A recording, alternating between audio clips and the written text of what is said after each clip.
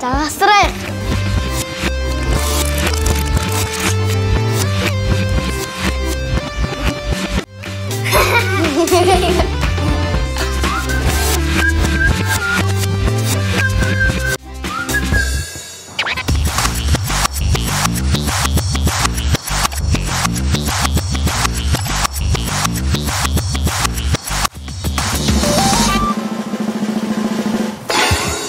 Жынды қазір ағама айтам.